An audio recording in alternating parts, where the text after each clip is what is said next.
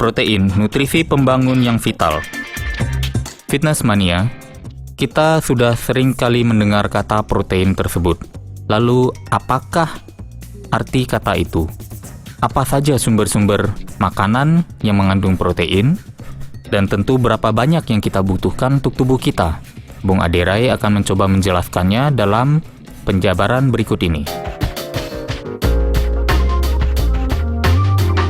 Protein. Fitness mania tahu protein dari katanya artinya protos. Protos atau primary yang utama.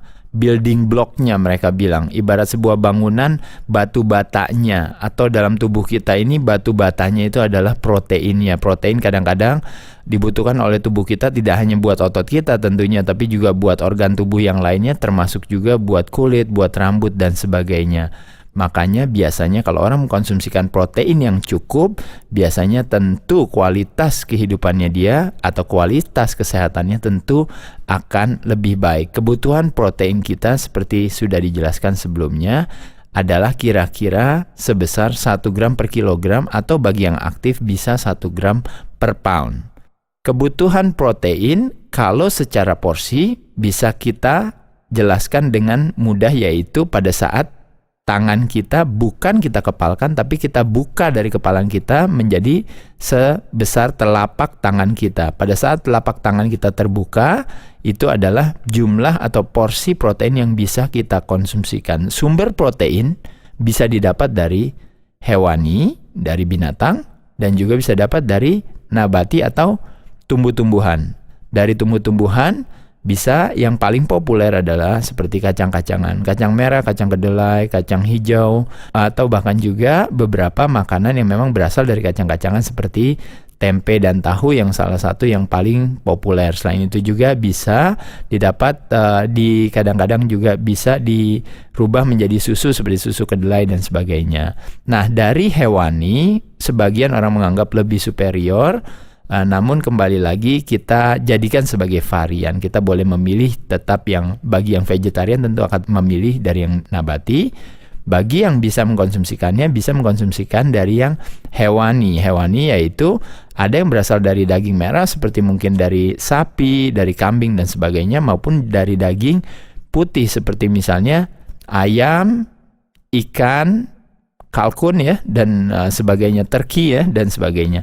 Nah, kalau kita lihat dari kandungan protein sendiri sebenarnya setengah daripada kebutuhan karbohidrat kita. Namun kembali lagi sama halnya seperti karbohidrat, penyajian protein sangatlah penting. Begitupun juga dengan pemilihannya. Sebagai contoh, ayam kita lebih memilih dadanya ketimbang daripada paha dan sayapnya. Kenapa? Karena paha dan sayapnya lemaknya lebih tinggi, proteinnya lebih rendah. Sedangkan dada proteinnya lebih tinggi, lemaknya lebih rendah. Itu satu.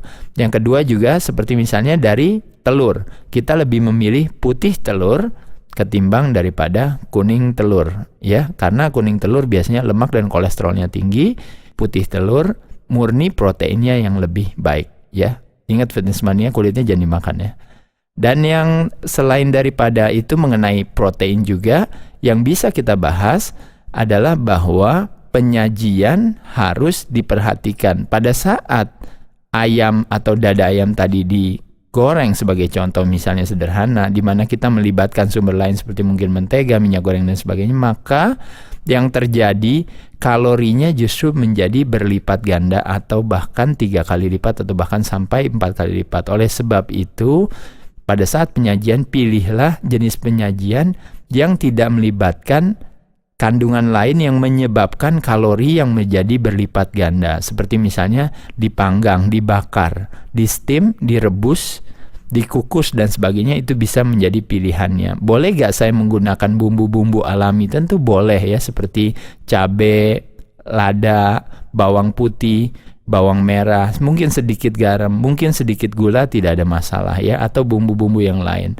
Tapi biasanya kita menghindari lemak yang kurang baik yang biasanya dikonsumsikan bersama dengan protein, terutama adalah lemak-lemak jenuh ya, seperti misalnya santan, seperti misalnya minyak goreng, mentega, butter, margarin dan sebagainya. Hal itu yang mungkin kalau bisa sedikit dikurangi karena kita bisa berhemat di sana. Biasanya pada saat kita mengkonsumsikan protein, selalu kita bersparing dengan karbohidrat. Karbohidratnya bisa sayuran bagi yang ingin menurunkan berat badan, atau bisa juga kompleks karbohidrat seperti nasi bagi yang menaikkan berat badan. Ingat, karbohidrat dan protein adalah sparing partner. Kita menggunakan protein untuk kebutuhan otot dan organ tubuh kita sebagai zat pembangun, dan kita memakai karbohidrat sebagai tenaga buat aktivitas kita. Jadi karbohidrat kita pakai buat tenaga, protein disimpan untuk kebutuhan yang lebih penting sebagai zat pembangun kita. Ingat, dalam makanan kita di piring terbagi atas 3 bagian. Sepertiga adalah sayuran, sepertiga adalah protein, dan sepertiganya adalah kompleks karbohidrat.